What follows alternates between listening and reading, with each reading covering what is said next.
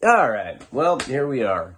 So yesterday I had another day just dealing with insane fatigue. Like I woke up, I have like a lot of different day-to-day responsibilities right now with like the legal side of my documentary and like phone calls I'm supposed to make, and slept through all of it. Woke up maybe around like 4 p.m. And I'd stayed up late the day before because I was working on shit with the editor. But then I woke up around 4 and, Karina's like, let's go to Target. That was like our big family event that she'd been planning for like a year. She's like, all right, on September 3rd. Not, it was that the date? I don't know. I'm just making a joke right now. But, it's like something she wanted to do for a while. So anyway, we ended up going to Target. We needed to buy new pillows. I actually ended up leaving them there for some reason because I was like full-blown narcoleptic by the time I got to Target. Like I was like trying to push the cart and I was just nodding out. Everyone's like, oh my God, look at that guy with the colored tattoos. The heroin addict? Oh, hey. Because that's what I look like. I'm like pushing the cart and just falling over and shit. And it's starting to concern me, like, what could it possibly be? And I've looked up what causes the fatigue. I mean, it could be thyroid. I've had Hep C since probably '03, so almost 20 years now. And I'm right at the point where it could affect me. I've had it long enough. Plus, I went through a bout of pretty bad alcoholism a few years ago. But I'm not drinking anymore. I haven't been working out, and when I was working out, I was taking all the supplements, and I was eating really healthily because I had to do the last shoot for the documentary, which I still haven't even done. The whole thing closes with the monologue from me at the very end. I haven't done that, so I wanted to look as good for that as possible, not because I want to get my dick sucked. Or it's a damn dude, that guy looks good. I'm trying to suck his cock. Nothing like that. I wanted the audience to see this train wreck of a life, and then at the end, when like the redemptive quality appears, I can say that I turned my life around and it can offer encouragement to other people because I look dick suckable. Is that a word? A term? Yeah, I'm dick suckable. What's up? I mean, that's kind of a funny way to say that. I'm sorry, I will never say that again. But, then I broke my hand, which has been shitty because I haven't been able to work out.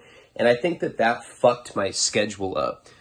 But the last week or so, ever since I thought I had COVID, when I got, I had like a sore throat, ever since then, really bad fatigue. Or I wake up, beat off, nut on my stomach, don't clean it, go right back to sleep. So what? I don't know what it is, but it's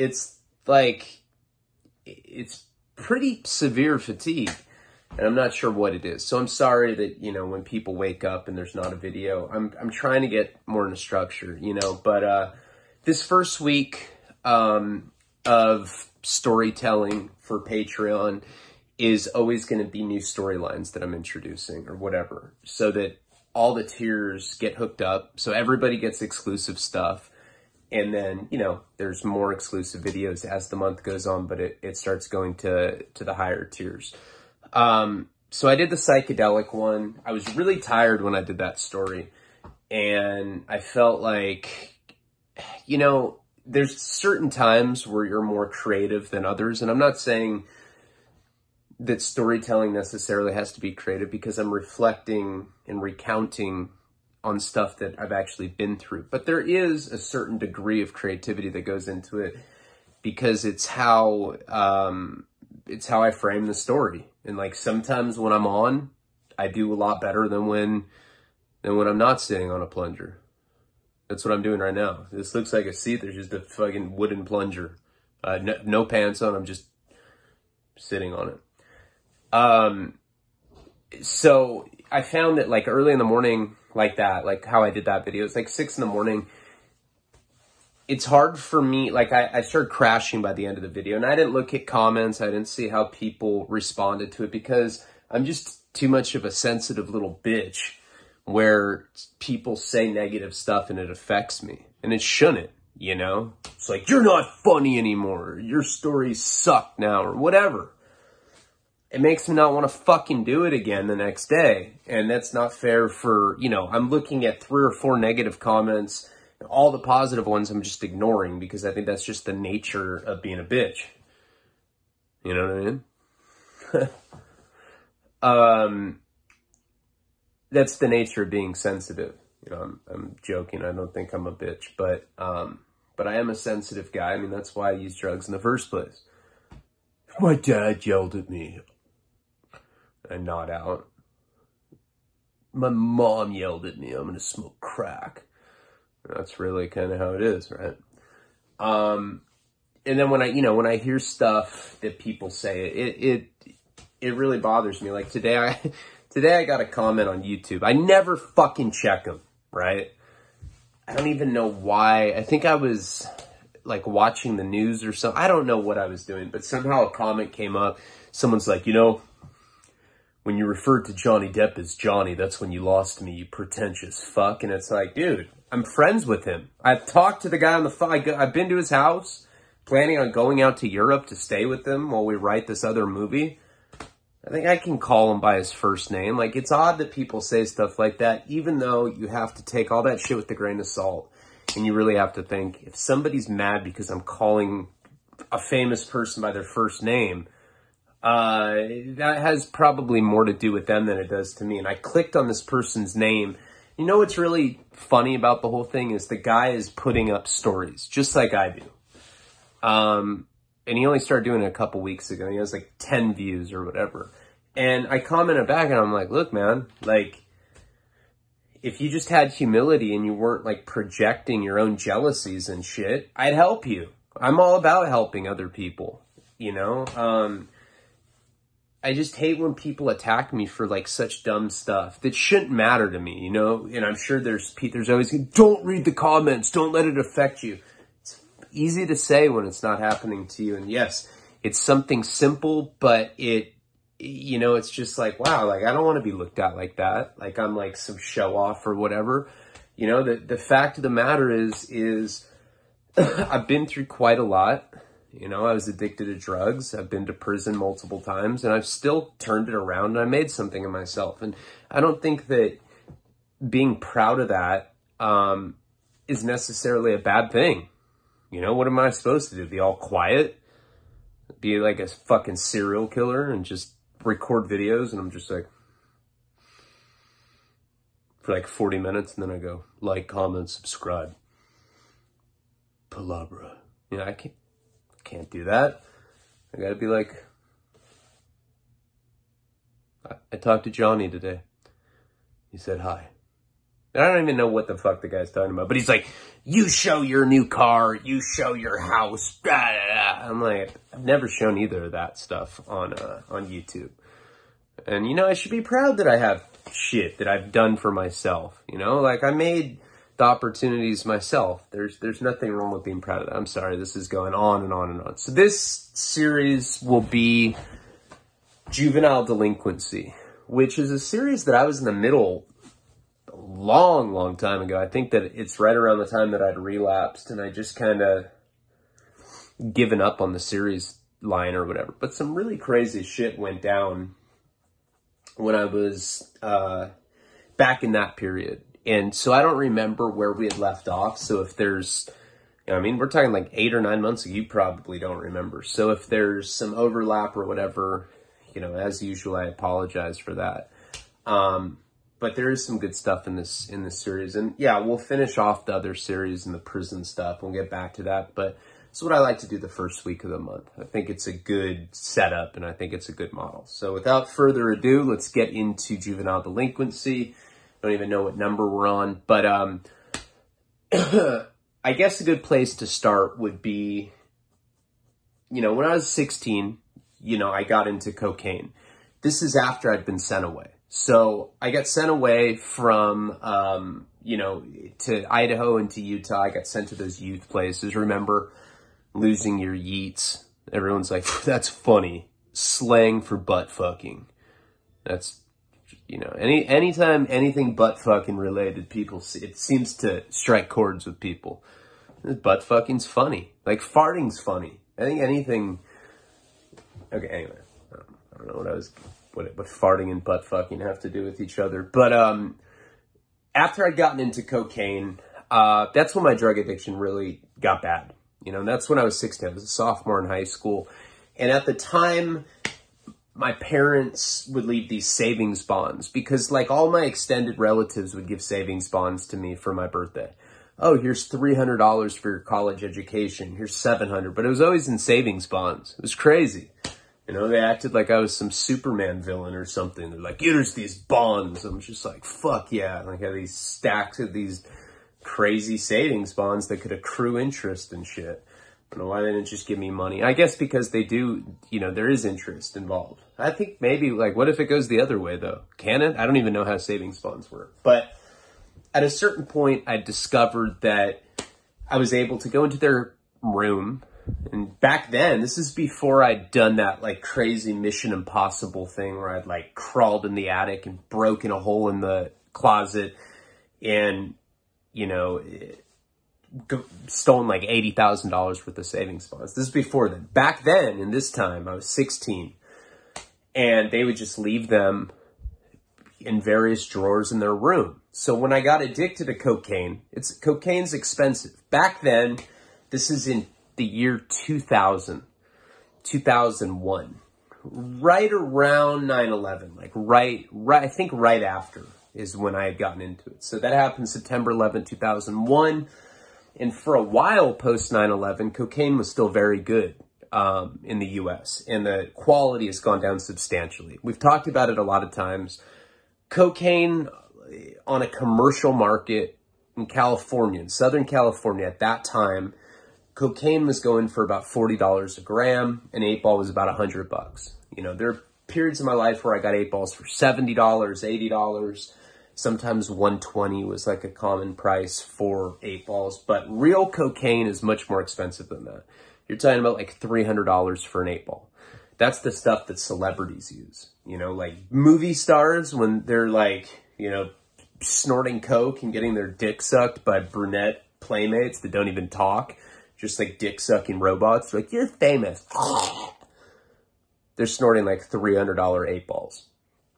So, with that being said, the stuff that was available on the commercial market then, stuff that was $40 for a gram, $100 a ball, was still really high quality. If you look in those videos that I've posted from when I was in high school, where I'm snorting cocaine off the bottom of a skateboard deck, you can still see that it's still very flaky. It has this phosphorescence to it. It looks like a seashell. It has like that reflective tint to it. It was good cocaine back then. It was the kind of cocaine that would make your face numb, and it felt like you never really came down off that coke, Later, as I got older, they'd start putting ephedrine in cocaine. You'd do a line and like 30 minutes later, you'd like want to kill yourself. Your friends would be like, are you all right? You're like, dude, I'm just trying to listen to Elton John on CD right now. They're like, all right, let him be, man. When he gets like this, he gets weird. Are you going to light candles again? And I'm like, yeah, maybe. I'm like lighting candles, listening to Elton John. And I don't know, you go into this like weird come down. That's the proverbial cocaine come down. And that was from ephedrine. And that was like right around like 2002, that cocaine started being what was available commercially. But back in this period that I'm talking about, it was like you did a line, you never really seemed to come down. Your face would go numb and you were just like all talkative and you got all this euphoria and it seemed great. That's how cocaine was, but it was very expensive, I was doing about $100 worth a day when I was 16. And I know that we had gone over in the earlier juvenile delinquency episodes that my parents had let my best friend at the time move in with us because him and I had been on mushrooms. Remember the 4-door Mustang? He did have a Mustang, but it was the passenger side door. I didn't realize that Mustangs only had 2 doors. The passenger side door got snapped off because we were on a one-way street. Car came. We'd just eaten mushrooms. We go up to his house. His parents lived in like a $38 million mansion. His dad was like, had been to federal prison for selling helicopters to North Korea. And his mom was like the classic quintessential blonde porn star whore from the 80s. There was one of those robots. Oh, you're rich. She's one of them. And she's just a bimbo. And that lady, later on in life, got addicted to heroin. And she'd actually asked me once if she could suck my dick for a sack. And I said no. But back in that time, she was like a soccer mom, always drunk, lived with this billionaire guy. And they were very abusive. And when we gone up to their house, as I had talked about in the story, after the door from the Mustang came off, they beat the shit out of him. He was hospitalized. And my parents got custody of him. So he moved in with me. So he was like, you know, and probably if I had to guess, the reason that they did that was because I was an only child. And they thought that I was probably not going to turn out well-adjusted being an only child. You know, oh, let's adopt this other fucking junkie friend that he has and he'll probably turn out just fine. And I know they had good intentions behind it, but what that did is it really cranked up the notch on my addiction. We went from doing cocaine a few times a week to doing it every day. Doing it to the point where I would wake up and there would be these big quarter-sized blood stains on my pillow because my nose was always bleeding because I was doing so much coke. And that's when cocaine was pretty good. We were both into it equally as bad. So I know we talked about the time that somebody had broken into the school and done graffiti on the classrooms, and then they pulled me into the teacher or to the assistant principal's office, and I basically gave up this kid who was a Christian as a joke, saying he was a drug dealer because he drove an X3 BMW convertible. They ended up harassing this kid to the point that he got kicked out. I remember going through all that, but I don't know if we necessarily got into when I got into heroin, when I went to the orphanage and all that. And so that's the stuff that we're going to focus on now. But I just wanted to, you know, provide the cliff notes of things that happened before that, just to give it, to provide some context. So I'd gotten expelled from Santa Barbara High for the 3rd time when I got arrested that time, when I told on the Christian kid as a joke. And I don't remember what happened there. I think it was like towards the end of my sophomore year, so I don't think it really mattered. I think my parents just kind of let me take summer vacation early. And that summer, my best friend was living with me, and it was the summer of cocaine.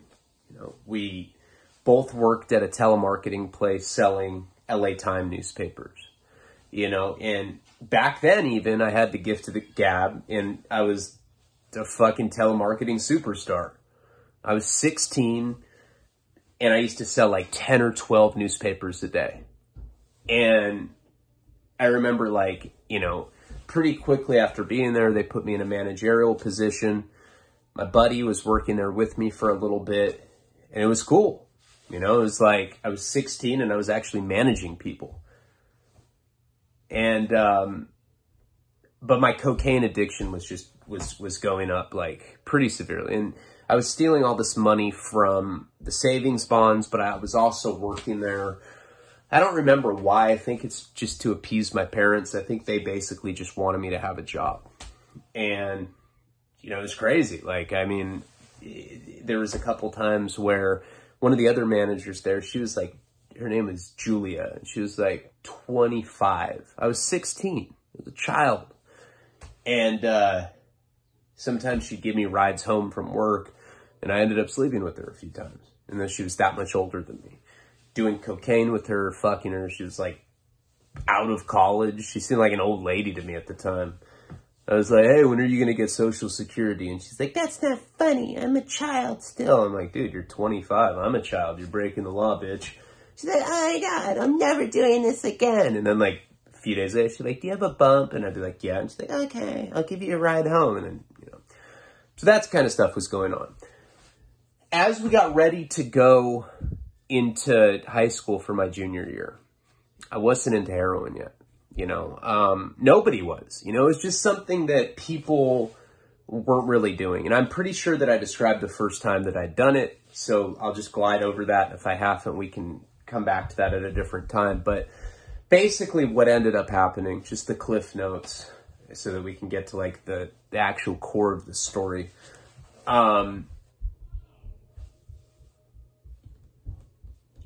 During that summer, I was hanging out with this guy.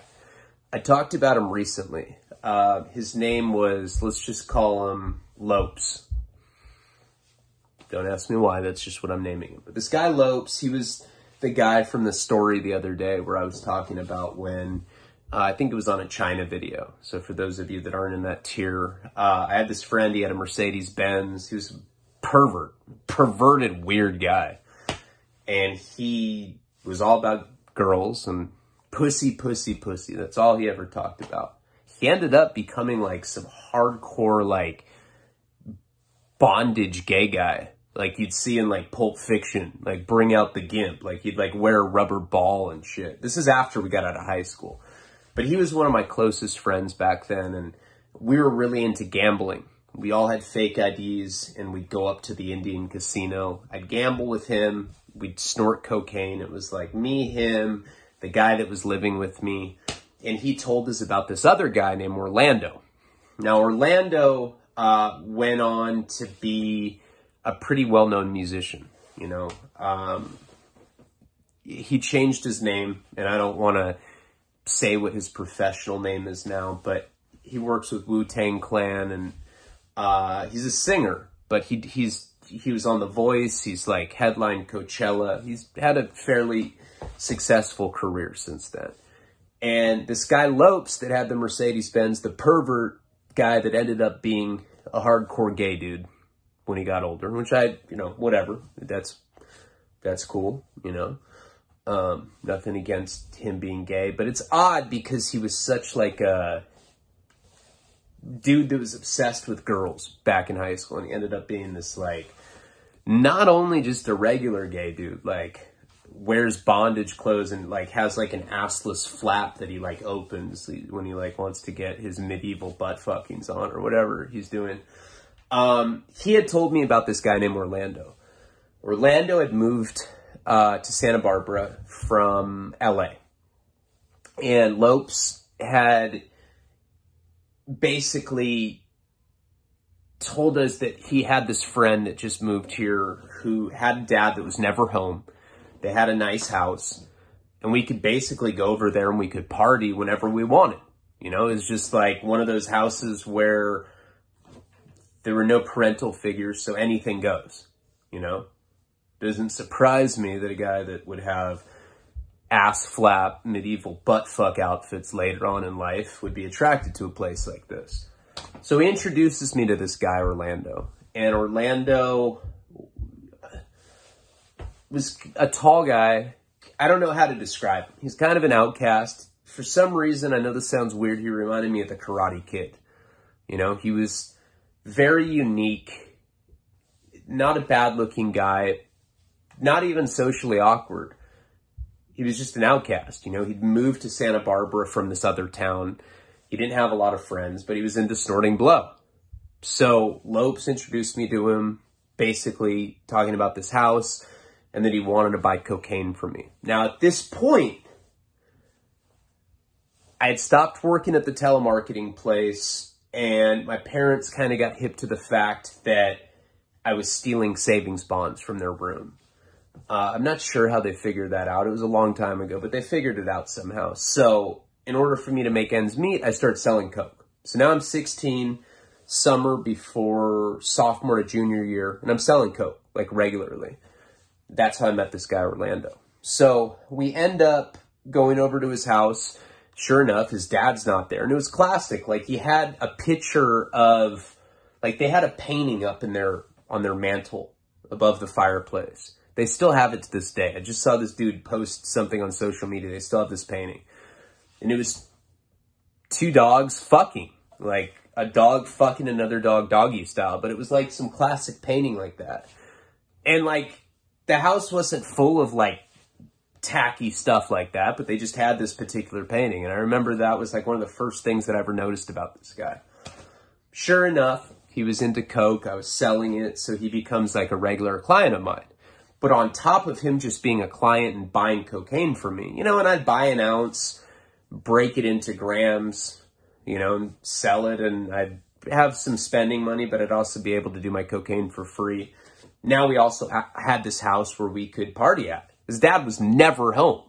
And then, like, his dad would come home and we'd be like, because we started partying over there all the time. We'd get kegs, you know, a lot of times during the day we'd get pony kegs.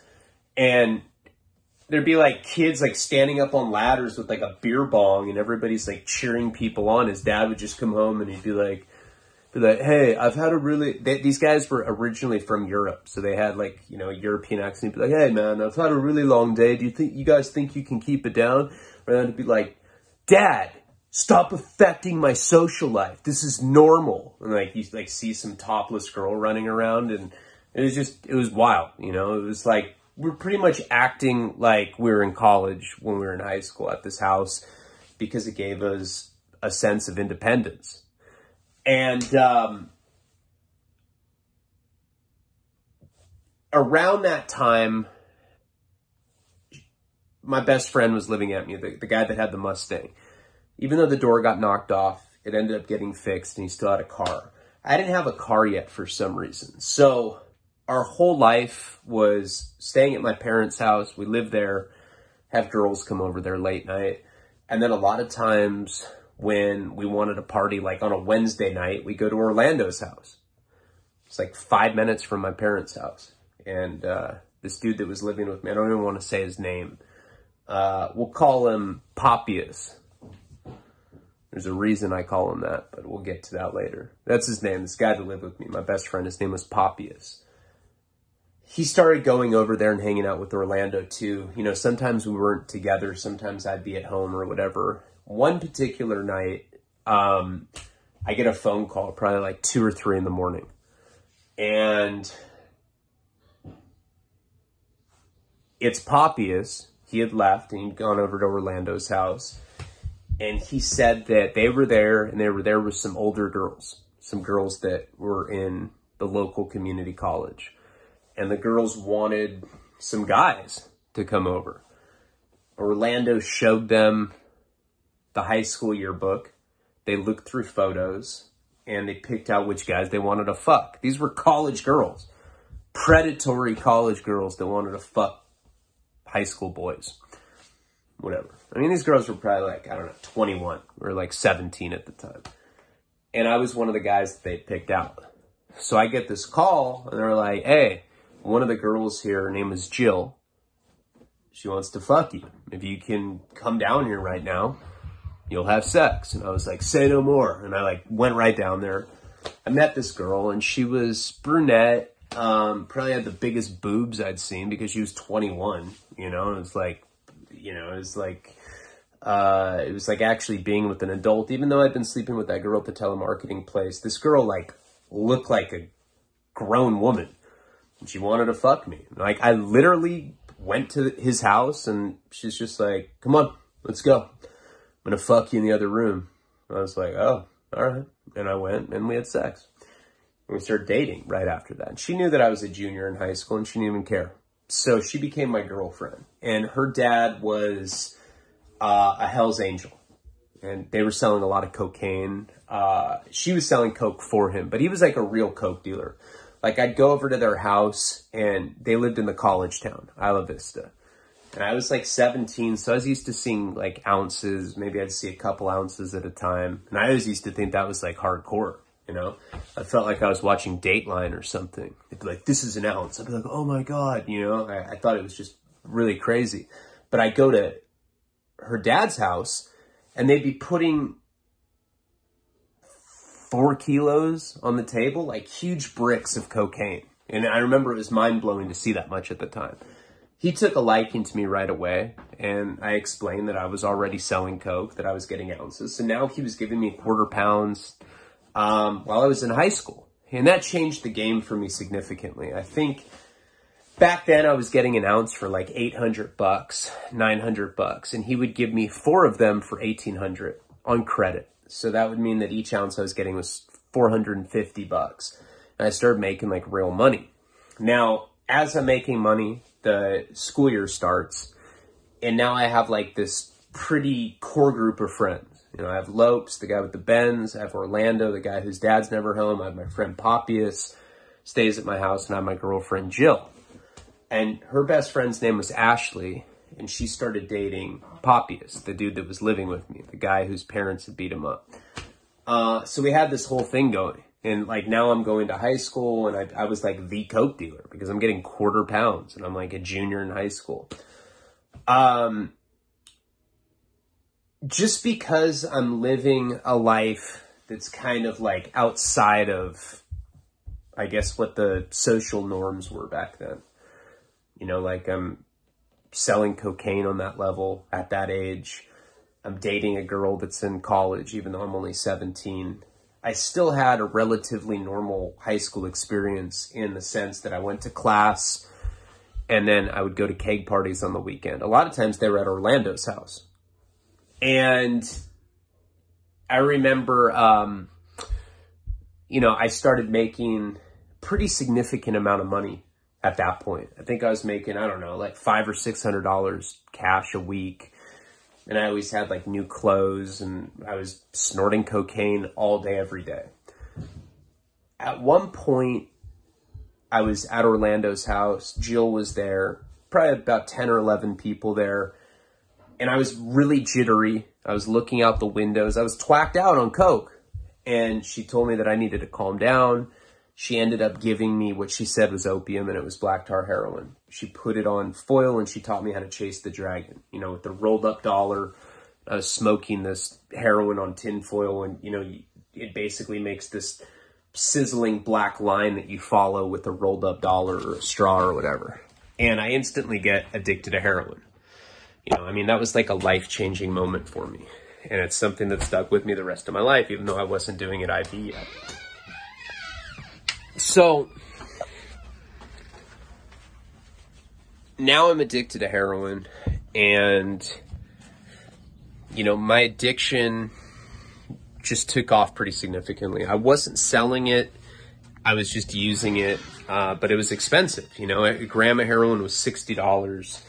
I was doing like a gram a day, but still, like, you know, what money I was making from selling the coke now was going pretty much 100% to my heroin addiction. I didn't even know that I was addicted to heroin. I thought that I was smoking opium. My friend Papias and I would call it smoking the possum. That was like our code word for it, that nobody else knew what it was. Like I said, I mean, heroin was for sure not even a problem in the country. You know, heroin, the epidemic with opioids and everything goes through waves.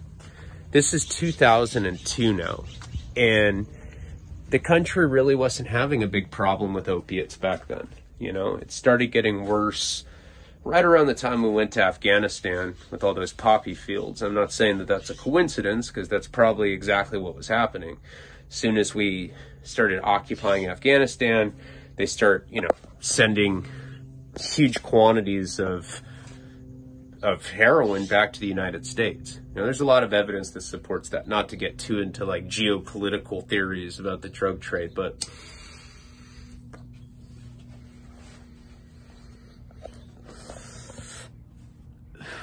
around that time, we end up, me and Papias were smoking weed one day at my parents' house. And we're smoking out of an apple. You know, we'd make these little makeshift pipes out of apples, and we're smoking out of the apple right in front of my parents' house. My parents live in like a nice area in Santa Barbara, right up in the hills in an area called the Riviera. So it's like the hills that overlook the Pacific Ocean. It's like a very nice part of town. The actor, the fuck's his name? He was in Jurassic Park. God, I cannot think of what his name was. I don't know. There was some actor that had lived across the street from us for a long time, and he moved. And we didn't know that the people that were living there. My parents just told me that they owned the Cartoon Network. So one night, Poppius and I are smoking weed out of this apple outside. And we see this guy is probably like 22, 23 years old. He comes up to us and he's like, hey, you guys smoking weed out of an apple? We're literally standing there smoking weed out of an apple. We're like, no. And he's like, well, you know, I have a bong if you guys want to come smoke in my house. I remember Poppius and I kind of looked at each other incredulously because we were like, why does this old guy want us to go to his house or whatever? But, you know, we're teenage boys. We weren't too scared about it. So we end up going with him. His name was Ryan. And he had this friend named Teagues. I don't know if I ever talked about this. I don't think so. I think this is a story that I had told Karina recently. But he was the people that owned Cartoon Network's nephew. He was their nephew, and he was living with them. And he lived there with his friend Teagues. And they were kind of like, I don't know, preppy guys, you know, kind of guys that would wear like Abercrombie and Fitch sweaters, and they dressed preppy, but they smoked weed and they had a nice bong. So we started hanging out with them quite a bit. You know, we just go over there. I mean, do typical stuff that you do when you smoke weed with someone. Like, we'd go to their house, we'd take bong loads, and we'd watch Jeepers Creepers or something. You know, they'd have a movie, we'd watch it all stoned, and that was it. Now, they didn't realize that Poppius and I were smoking heroin. He got addicted to it around the same time that I did, and that was like our secret. Like, we'd go to high school, and we'd be smoking heroin in the bathrooms or whatever. One day, you know, they ask if we can get any coke. Now, both of us are selling coke at the time because I'm getting it from Jill's dad. And Poppius is like, you know, I'm giving him a couple ounces, I'm taking a couple ounces, and then we re-up at the end of the week, and that was just our routine. So they asked us if we could get coke, and that kind of opened an entire new door because now they're coke dealers. And really, like, you know, we were selling grams here and there in high school. On Friday and Saturday nights is when we'd really make a lot of money because that's when everybody was partying. But these guys, you know, this guy was the nephew of the owner of the Cartoon Network. He had what seemed like an endless supply of money. So he became like our premier customer. Now, one day, we're over at their house, and I know I just talked about this the other day in another video. I'm looking at their computer, and they have LimeWire or Kazaa, which is like a file sharing program. You know, it was like Napster. You could download pirated MP3s, movies, whatever. We're kind of like looking through their music collection, Ryan's music collection, and we get to these porn videos. We're like watching, it's just like typical stuff, you know. Back then, you know, you'd have a 3-minute AVI clip of like some chick getting boned in the ass. And you'd be like, yeah, this is cool. You do your thing, and that was that. So we're like looking through it, and all of a sudden, we get to a clip of these two guys butt fucking. Just naked, lathered up in like grease. Just butt fucking, you know. And Poppius looked at me, it's like, I mean, we were like legitimately offended by it. I mean, we're kids, you know. We didn't understand that stuff back then. I mean, I'm not saying I understand butt fucking now, but I understand it a little better than I did then. And we look at Ryan, we're like, dude, the fuck is this? And I forget what the guy's name was. He's like, oh, you know, that's Nate Russell. That guy'll fuck anything. Like, trying to play it off like he didn't have gay porn just chilling on his computer, you know? Nowadays, if I found gay porn on one of my friend's computer, I'd probably be less freaked out about it than I am right now, or back at that time. But I remember Poppius and I were like, dude, you're fucking disgusting, and we just took off. We were like super weirded out by it. I think we were weirded out by it too because he was older than us, you know, and we just were like, oh my God, he's older than us. Like, he has butt fucking on his computer. What if he tries to butt fuck us? That was like our logic. So we didn't talk to those guys for a while, and I'll return to them in a minute. But, you know, they'd be calling us and they're like, dude, it's not what you understand. And it became clear at that point that Teagues was Ryan's boyfriend. All right, That's what these guys have going on. So right around this time, you know, Papias and I had a really good relationship back then. You know, that was my best friend. That was my boy. And we'd go to school together. We partied together. We just had a lot of good memories together. And one day, you know, instead of going to school, we went up to the mountains and we took mushrooms. So he surprised me. He's like, hey, I got mushrooms. Do you want to take them? So like, yeah. You know, those are like memories that I really cherish, you know, just going up to the mountains with my best friend at the time and taking mushrooms. And we end up taking the mushrooms. We have a day where we're just like hanging out in the wilderness. We're probably up there for a few hours. It's like 11 in the morning. And we end up going down to Orlando's house.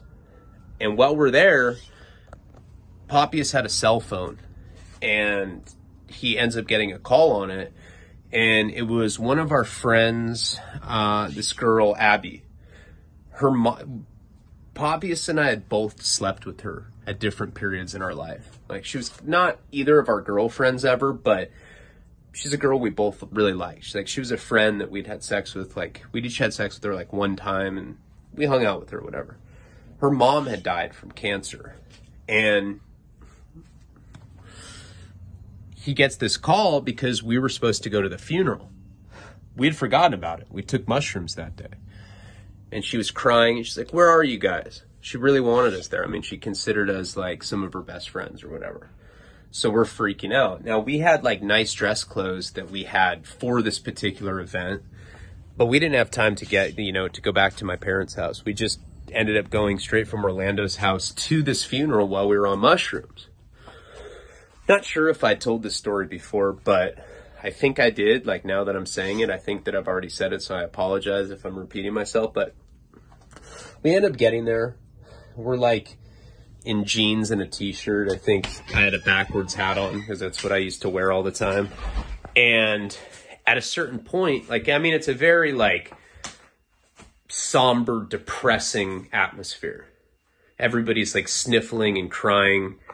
And at one point I look over and Papias is standing on like, you know, the headstone of a grave, like a plaque, you know, that's surrounded by grass, you know, where somebody had been laid to rest. And I try to tell him, you know, I'm like trying to be slick. I'm like, hey man, you probably shouldn't be standing on that grave like that. And like, I'm like trying to signal to him, and eventually he catches on and he looks, and this is hilarious to him. I mean, we're on mushrooms, so he has a laughing fit. He looks down and he starts laughing hysterically. Now, it's so inappropriate that he's laughing that I start laughing too. We both just start freaking out and laughing. We're laughing, we're howling with laughter at this funeral. It was so disrespectful. It was horrible of us. We're laughing so hard that people think that we're crying. Like, that's what they think we're doing. They don't even think that we're laughing like that, because it's just so out of place and so absurd. So the intensity of our laughter, people I think assume is us crying, and they start crying themselves. You know, it went from like these subtle sniffly cries to everybody full blown crying, because everybody liked Abby's mom. She's a really, really cool person. We felt horrible about it. That's just one odd thing that had happened, you know, and nobody, to this day, she doesn't know that that had happened. That's not her real name, and I don't want to say what it is. Just, you know, I don't want to hurt her feelings because I feel really guilty about it. But we were hanging out with this guy named Justin at the time. And Justin was a kid that went to a different school, and he was into smoking crack. Now, we sold coke, so there was some, I guess, overlap in social scenes because we were coke dealers. So we hung out with drug addicts that went to other schools. Justin was one of them. We didn't know him that well. We end up going out and partying with him one night, you know, because we're coke dealers. So everybody that does coke in high school always is kissing up to us and wants to hang out with us. So we have so much blow. I mean, both of us were going through 2 ounces a week, selling it and consuming it, on top of us being addicted to heroin. So this guy, Justin, we end up going out and partying with him. We go to like one of the parties at his school. He went to Dos Pueblos. That's where Katy Perry, the pop singer, went. You know, I knew her growing up. Karina went to high school with her. That's the high school she went to. She knew her even better than I did. Jeff knew her really well. Her name was Kate Hudson back then. She changed her name to Katy Perry. But that's the high school that this guy Justin went to. So we ended up going to a party with him, and we leave. That particular night, we went back to my parents' house, and we were all going to pass out there. I go to my room. Poppius had his own room, and then there was like this other room there that my parents use for like laundry, and there's also a computer set up there with the desk, and there's like a fold-out sofa, you know, that has a bed connected to it, you know, like one of those pull-out beds. So that's the room that he's sleeping in, and that's also where my computer is. So he sleeps in there or whatever, and that's it. That's like the end of the night. A couple days later, I go into that room, and I go on this computer. And again, LimeWire, Kazaa, one of those file sharing. And I saw that there were all these downloads that like were in the queue that hadn't gone through. And it was child pornography. You know, he was looking at videos of like 10-year-olds having sex. 10-year-old girls, right? And we were like, no way. The fuck? Then we go into my deleted folder and we find all of these child pornography videos that the guy, he'd been up smoking crack alone in that room, and he was looking at kiddie porn, like 10-year-old kids. We're like, hell no, we're not cool with that. So we told Orlando, we told a couple other people that this guy Joe, we all knew him just being some like kind of sketchy crackhead, you know, that was kind of like in our world because he did coke.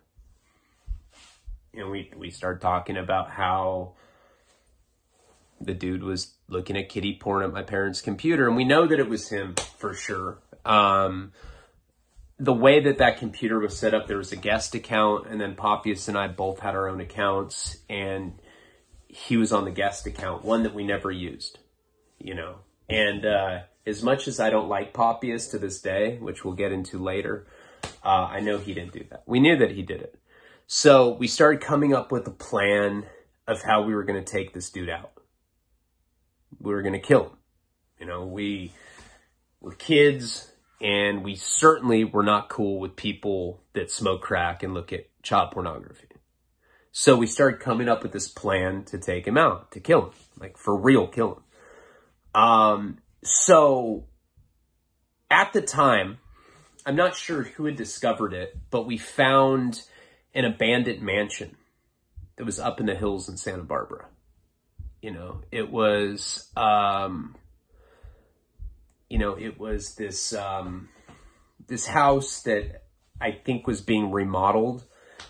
And it was one of those places where, you know, it had been worked on, it's, you know, for a certain amount of time, and then it got abandoned. And somehow somebody that we partied with discovered that this house was pretty much abandoned. It was furnished, but nobody had been working on it for many years. It was basically just this huge property. For some reason, it had electricity too. I'm not sure why, but it was like up in the mountains. It was isolated, and, you know, it was a place where we would have like these raging parties because it was out in the middle of nowhere. Some of us had slept there a few times. It was just a place that we frequented. You know, it was like an abandoned property, furnished, electricity. We brought kegs up there. So our entire plan was to lure him up to this. We were going to have a party up there, and we were going to lure him up there, and then we were going to take him out. You know, we had an entire plan. The plan was this. Back then, we had this this hustle where we could take, like they had these medications for periods, like PMS medication. Like Mila, what is it? Mila, or, I don't know. It had like a little butterfly stamp. So it looked like ecstasy pills. And a lot of times, if we needed money and we wanted to burn someone, we'd go to the pharmacy, we'd steal these pills, and they had these like little butterfly prints on it. They look like ecstasy pills. And, you know, you tell somebody that they were ecstasy, you charge them $20, and then you could burn them that way. I mean, you know, we used to do that quite a bit. We'd go to like the college parties, be like, hey, we have ecstasy, and we'd sell these PMS pills to like college kids. So the whole plan was to have this party up at this abandoned house, make sure that he was there, you know, hang out with him for the whole weekend. You know, he lived in Goleta, which is like 20 minutes away. And so anytime that we did hang out with him, it was the kind of thing where like he had to sleep over at one of our houses. So we had him sleep over at my parents' house on a Friday night. And then the party, the night that we were going to get him, you know, was going to be at this abandoned house the following night. So we wanted to make sure that we had him on Friday night so that we could take him out on Saturday night. We had this whole plan. I was involved, Orlando was involved, Poppius was involved, Lopes, a couple of my other friends. And what the plan was is we'd get to this place, we'd have a party, make sure that he's there and that he doesn't understand that anything's going on.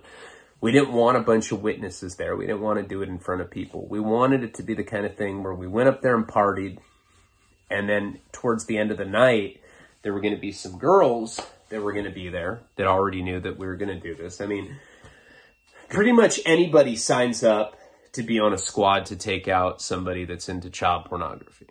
So we had these girls that were basically there for the sole purpose of making them think that we were going to take ecstasy with them.